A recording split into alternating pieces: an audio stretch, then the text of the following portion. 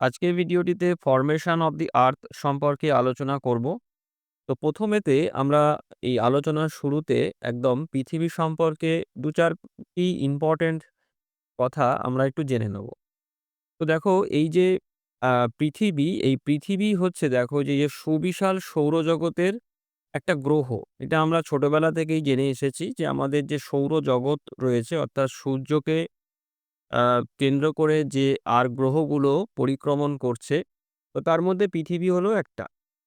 আর এই পৃথিবী যেমন সৌরজগতের একটি ক্ষুদ্র অংশ, তেমনি এই সহস্র কোটি সৌরজগৎ মিলিত হয়ে একেকটি নক্ষত্রমণ্ডল, সহস্র কোটি নক্ষত্রমণ্ডল মিলিত হয়ে এই সুবিশাল এই বিশ্ব ব্রহ্মাণ্ড গঠিত হয়েছে।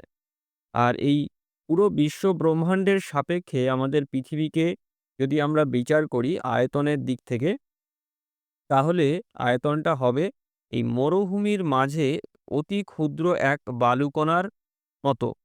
মানে একটা বালুকণার যে আকার, সেই আকারের মতন হবে। তার থেকেও ছোট হবে। তো এই এত ক্ষুদ্র হলেও এই পৃথিবী আমাদের কাছে জানা বিশ্বের একমাত্র জ্যোতিষ্ক যেখানে জীবজগৎ বা প্রাণ মানে প্রাণী জগৎ সৃষ্টি হয়েছে।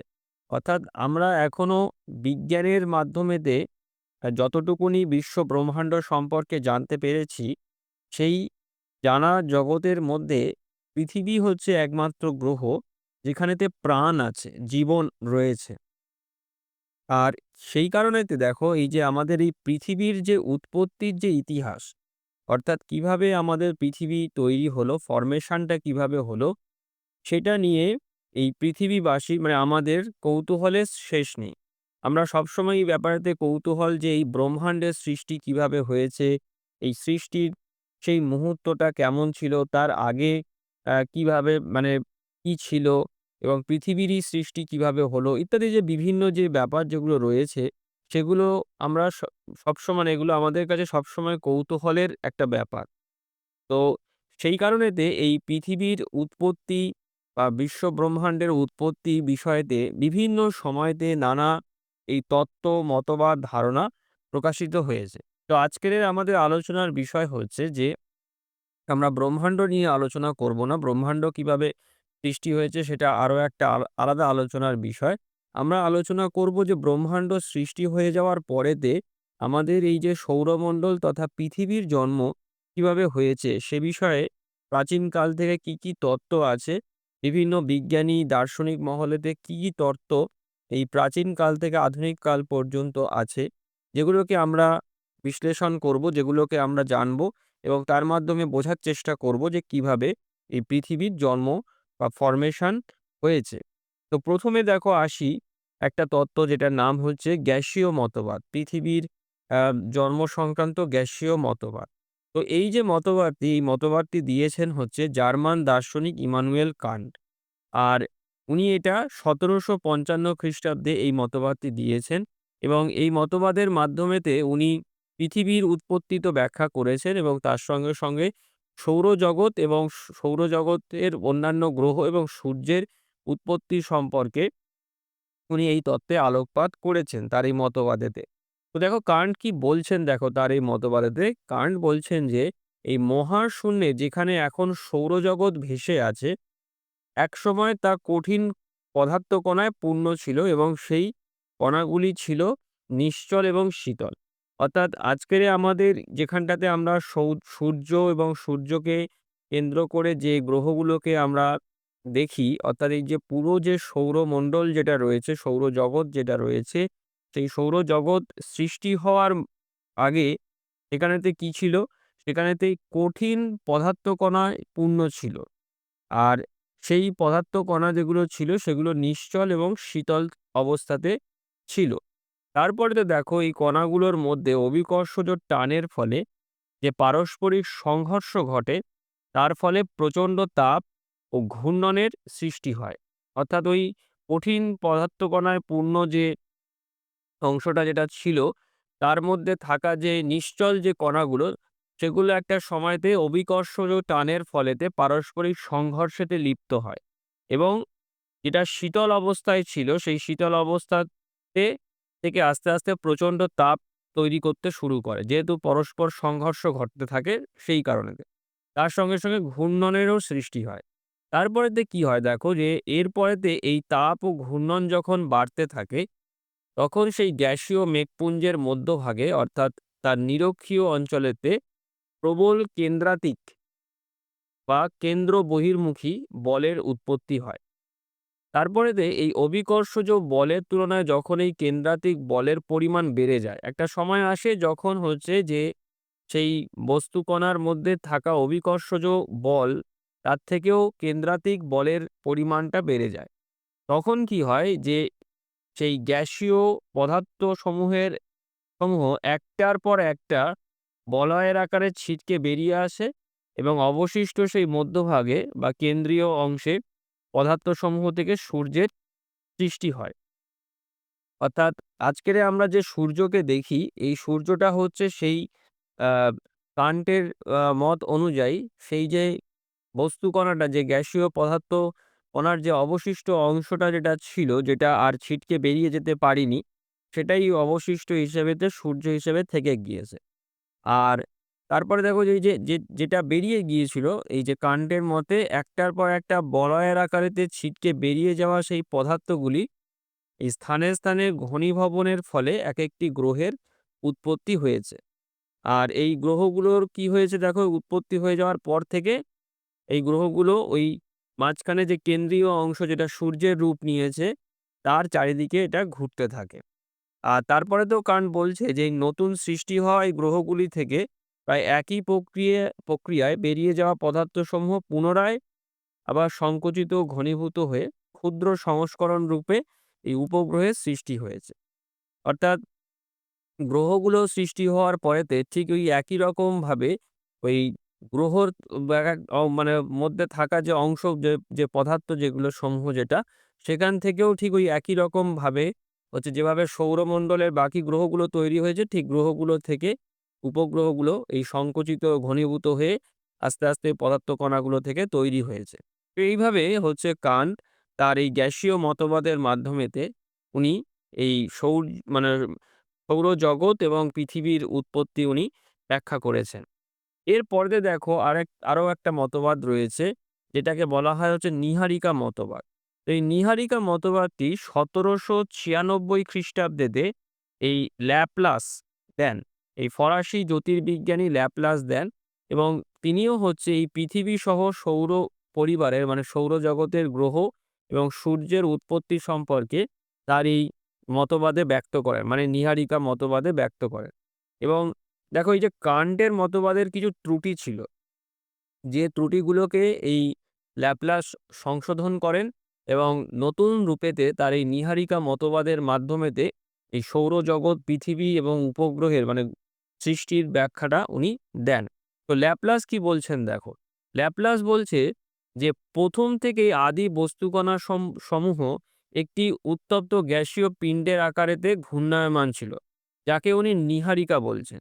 অর্থাৎ আজকের আমরা যেখানেতে সৌরজগৎকে দেখছি, তো সেই জায়গাটাতে আগে থেকেই মানে সৃষ্টির একদম আদি থেকেই হচ্ছে এই আদি বস্তু কণাদের সমূহের একটা উত্তপ্ত গ্যাসীয় পিণ্ড সেখানেতে অবস্থান করত, যেটাকে এই ল্যাপ্লাস নীহারিকা বলছেন।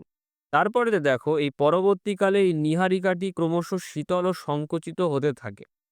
আর তখন তার প্রভাবেতে এই ঘূর্ণন বা আবর্তন বেগ বেড়ে যায় এবং তারপরেতে আস্তে কি হয়, এই ঘূর্ণন বেগ আরো বাড়তে থাকে এবং এটা বাড়তে এমন একটা পর্যায়ে পৌঁছায় যে নীহারিকার মধ্যভাগে বা নিরক্ষীয় অঞ্চলে অভিকর্ষজ বল ও কেন্দ্রাতিক বল পরস্পর হচ্ছে সমান হয়ে যায়।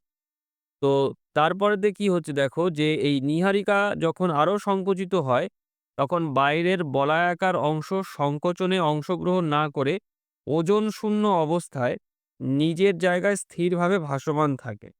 মানে বাইরের অংশটা ভিতরের অংশ থেকে বিচ্ছিন্ন হয়ে যায়। আর ভিতরের অংশটা আস্তে সংকুচিত হয়ে হতে থাকে। তার ফলেতে দেখো যে নীহারিকার যে কেন্দ্রীয় অংশ থেকে দূরে ভেসে থাকা সেই বলয়টি স্থানে ভেঙে যায়।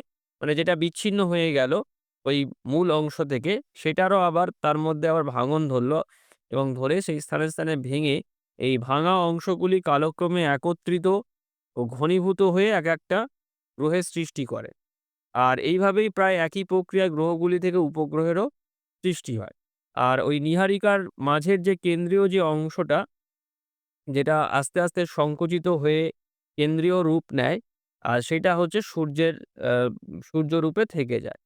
তো এটা হচ্ছে মানে ল্যাপ্লাসের ব্যাখ্যা। ল্যাপ্লাস হচ্ছে এইভাবে নীহারিকা মতবাদের মাধ্যমেতে উনি সৌরজগৎ এবং তার সঙ্গে, সঙ্গে পৃথিবীর উৎপত্তির ব্যাখ্যা উনি করেছেন। এরপরে দেখো আরো একটি মতবাদ আছে যেটাকে বলা হয় জোয়ারি মতবাদ। তো জোয়ারি মতবাদটি দিয়েছেন এই জেমস জিন্স এবং হ্যারল্ড জেফ্রিজ। এনারাও এই পৃথিবী সহ সৌরজগতের বিভিন্ন গ্রহের উৎপত্তি সম্পর্কে তারা এই জোয়ারি মতবাদটি দিয়েছেন। তো এই মতবাদেতে কি বলা হয়েছে দেখো যে এই এই মতবাদ অনুসারে এই যে সূর্য একসময় প্রকাণ্ড আকারের নক্ষত্র ছিল। ঠিক আছে? মানে সূর্যকে এখন আমরা যে আকারেতে দেখি তার থেকেও আরো বড় ছিল সূর্যের আকার। এটা বলা হচ্ছে।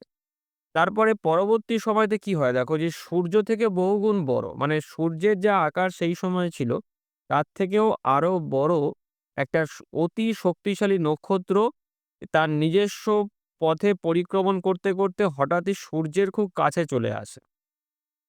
অর্থাৎ যদি দেখো এখানেতে আমি একটু এঁকে তোমাদেরকে বোঝাচ্ছি। দেখো ধরো এইটা যদি আমাদের সূর্য হয়, তাহলে সূর্যের যে আকার যেটা ছিল তার থেকেও বড় আকারের কোনো নক্ষত্র সূর্যের কাছেতে চলে আসে। এবং সেইটা চলে আসার ফলেতে কি হচ্ছে দেখো, যে এই যে আগন্তুক সেই প্রকাণ্ড নক্ষত্রটি যতই সূর্যের কাছাকাছি আসে, ততই সূর্যের উপর মাধ্যাকর্ষণ টান পড়তে থাকে। তার ফলেতে কি হয়, এই যে জোয়ারের জল যেমন ফুলে ওঠে, যেরকম আমরা জানি যে চাঁদের আকর্ষণে যখন পৃথিবীতে জোয়ার হয়, পৃথিবীর যে সমুদ্রের জলভাগ আছে সেটা চাঁদের আকর্ষণেতে ফুলে ওঠে। তো ঠিক তেমনই এই মানে এই যে এই বড় যে নক্ষত্রটা যেটা এসছিল, তার মাধ্যাকর্ষণ বল সূর্যের থেকে অনেক বেশি। তো যে কারণেতে এই গ্রহটি যখন এই নক্ষত্রটি যখন সূর্যের পাশ থেকে যখন অগ্রসর হচ্ছিল, তখন সূর্যের ওপরেতে এই গ্রহের এই নক্ষত্রের মাধ্যাকর্ষণ বলের কারণেতে কি হচ্ছে, যে এই সূর্যের দেহের একটি অংশ ফুলে ওঠে এবং সেখান থেকে একটি গ্যাসীয় পিণ্ড ছিটকে বেরিয়ে যায়। অর্থাৎ সূর্যের গা থেকে একটা এরকম অংশ একদম এই গ্রহের টানেতে হচ্ছে একদম ছিটকে বেরিয়ে আসে সূর্য থেকে। এবং তারপরেতে কি হয়, এই আগন্তুক সেই বিশাল নক্ষত্রটি তার গতিপথে অদৃশ্য হয়ে গেলে এই বিচ্ছিন্ন গ্যাসীয় পিণ্ডটি সূর্যের আকর্ষণে আটকা পড়ে সূর্যের চারিদিকে ঘুরতে থাকে। তারপরে কি হচ্ছে দেখো, এই যে নক্ষত্রটা আছে, এই নক্ষত্রটা যখন আস্তে, আস্তে সূর্যের পাশ থেকে যখন চলে যায়, তখন সূর্য থেকে যে পদার্থটা বেরিয়ে এসছিল এর টানেতে, সেই পদার্থটা নিয়ে যায় না। এটা এখানেতেই থেকে যায় এবং এই চলে যাওয়ার পরেতে এই বড় নক্ষত্রটা সূর্যের পাশ থেকে অতিক্রম করে যাওয়ার পরেতে এই পদার্থটা কি হয়, তখন এর উপরেতে সূর্যের মাধ্যাকর্ষণ বল তখন কাজ করে এবং যার ফলেতে কি হয়, এ সূর্যের চারিদিকে এরমভাবে ঘুরতে থাকে। আর এই যে গ্যাসীয় যে পিণ্ডটি থেকেই বিভিন্ন গ্রহের সৃষ্টি হয়, যেগুলোকে আমরা সূর্যের চারিদিকে এখন ঘুরতে দেখছি। তো এই তত্ত্ব অনুযায়ী এই বিচ্ছিন্ন এই যে ওই গ্যাসীয় যে পিণ্ডটির মধ্যভাগ স্ফীত ও দুপ্রান্ত সংকীর্ণ ছিল বলেই বর্তমানে দেখো এই যে মানে মধ্যভাগে বৃহস্পতি ও শনি গ্রহের আকার সবচেয়ে বড় এবং দুই প্রান্তে ক্রমাগত বুধ নেপচুনের আকার সবচেয়ে ছোট হয়। এটা গ্রহগুলোর আকার নিয়েও কি কারণে এই গ্রহগুলোর আকার এরকম বড় এবং ছোট হয়েছে, তো সেটা নিয়েও এই তত্ত্বে একটা ধারণা এই জিন্স এবং জেফ্রি দিয়েছেন। তো মূলত এইভাবেই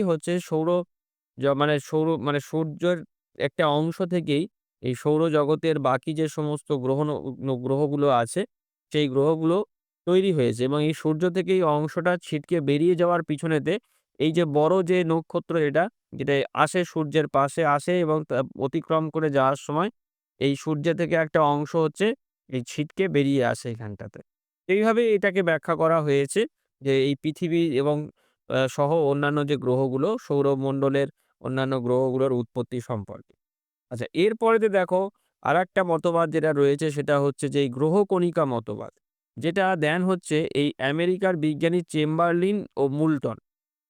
এই চেম্বারলিন এবং মুল্টন কি বলছেন দেখো তাদের এই গ্রহকণিকা মতবাদেতে, যে কোনো বৃহদাকার নক্ষত্র কোনো কারণে সূর্যের নিকটে এসে পড়লে তার প্রবল মাধ্যাকর্ষণ শক্তির প্রভাবে এই উত্তপ্ত গলিত সূর্যের শরীর থেকে কিছু পদার্থ বিচ্ছিন্ন হয়।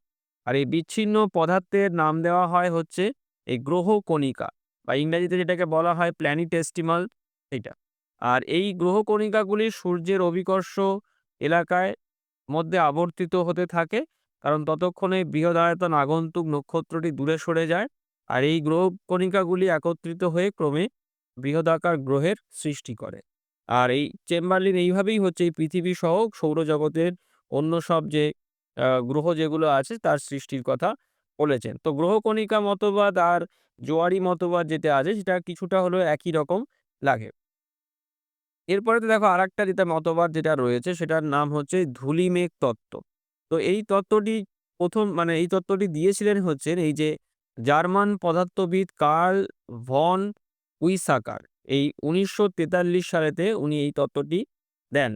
তো এখানেতে উনি বলছেন দেখো যে এই যে পৃথিবীর উৎপত্তি সম্পর্কে এই তত্ত্বের যেটা বলা হয়েছে দেখো যে এই মহাকাশবিদরা বহির্বিশ্বে এই যে মেঘ ও ধুলোর অবস্থান সম্পর্কে স্পষ্ট ইঙ্গিত দিয়েছে। আর এই যে গ্যাসীয় যে পিণ্ড, এই উইসাকারের মতে এই প্রকৃতপক্ষে শীতল। আর এই যে শীতল যে ধূলি বা মেঘপিণ্ড ক্রমে জমাটবদ্ধ ও সংকুচিত হয়ে এই গ্রহগুলির সৃষ্টি করেছে। তো এটা হচ্ছে উইসাকার বলেছেন, এবং পরবর্তীকালে দেখো যে এই যে উইসাকারের যে মতবাদটি আছে সেটা আবার এই ১৯৫১ সালেতে আমেরিকার মহাকাশবিদ এই জেরার্ড কুইপার, তো জেরার্ড কুইপার এই উইসাকারের তত্ত্বটির কিছু পরিমার্জন করেন, এবং করার পরেতে আবার এই তত্ত্বটিকে দেওয়া হয়। তো মূলত এই তত্ত্বের যেটা মূল যে ব্যাপার যেটা বলা হয় সেটা হচ্ছে যে এই যে মহাবিশ্বেতে মহাকাশেতে যে এই যে ধূলিকণা বা মেঘপিণ্ড যেটাকে বলি আমরা যেগুলো রয়েছে, তো সেই যে ধূলিকণা এবং মেঘপিণ্ড সেইটা আর কি ক্রমাগত জমে জমাটবদ্ধ ও সংকুচিত হয়ে এই গ্রহগুলোর সৃষ্টি হয়েছে, এবং আমাদের পৃথিবীও উৎপত্তি এইভাবে হয়েছে। আচ্ছা, তারপরে দেখো এখানেতে এবার লাস্টেতে যে তত্ত্বটা নিয়ে আলোচনা করব, এইটা হচ্ছে খুব ইম্পোর্টেন্ট। এটা একদমই সাম্প্রতিকতম তত্ত্ব। বর্তমান বিশ্বে এই তত্ত্বটা নিয়ে সবথেকে বেশি আলোচিত হয়। যেটা হচ্ছে মহাবিস্ফোরণ তত্ত্ব, বা যেটাকে আমরা ইংরেজিতে বলি হচ্ছে বিগ ব্যাং থিওরি। তো দেখো এই যে বর্তমানে পৃথিবীর উৎপত্তি সংক্রান্ত সর্বাধিক যে গুরুত্বপূর্ণ যে তত্ত্ব, যেটার নাম হচ্ছে বিগ ব্যাং তত্ত্ব, বা বাংলায় যেটাকে বলা হয় হচ্ছে মহাবিস্ফোরণ তত্ত্ব। আর এইটা কোনো একক বিজ্ঞানীর দেওয়া তত্ত্ব নয়। বিভিন্ন বিজ্ঞানীরা এই সংক্রান্ত বিষয়ে রিসার্চ করে এই তত্ত্বটাকে দাঁড় করিয়েছেন। তো এই যে তত্ত্বটাতে দেখো এখানেতে Edwin Hubble, George Gamow, Arno Penzias, তারপরে রবার্ট উইলসন, অ্যালান গুথ প্রমুখ বিজ্ঞানীর সম্মিলিত গবেষণার তো ফল হচ্ছে এই তত্ত্বটা। আর এই তত্ত্বটাতে যেটা বলা হয় দেখো যে এই যে শুধু আরেকটা বিষয় আমি একটু বলব, দেখো এই মহাবিস্ফোরণ তত্ত্ব যে শুধুমাত্র পৃথিবীর উৎপত্তি ব্যাখ্যা করে তা নয়। এই মহাবিস্ফোরণ তত্ত্ব একদম আমাদের ব্রহ্মাণ্ডের সৃষ্টি কিভাবে হয়েছে সেই সৃষ্টিরও ব্যাখ্যা দেয়। তো ব্রহ্মাণ্ড সৃষ্টি হওয়ার তো অনেক পরে, অনেক বছর পরেতে হচ্ছে পৃথিবীর জন্ম হয়। তো দেখো এই যে এই তত্ত্ব যেখান থেকে শুরু হয় দেখো এই তত্ত্বেতে যে এই যে ১৩.৮ বিলিয়ন বছর আগে এই যে মহাবিশ্ব এক বিশাল বিস্ফোরণ থেকে সৃষ্টি হয়, যাকে বিগ ব্যাং বলা হয়। আর এই বিস্ফোরণের পর মহাবিশ্ব ধীরে এই প্রসারিত হয় এবং ঠান্ডা হতে থাকে।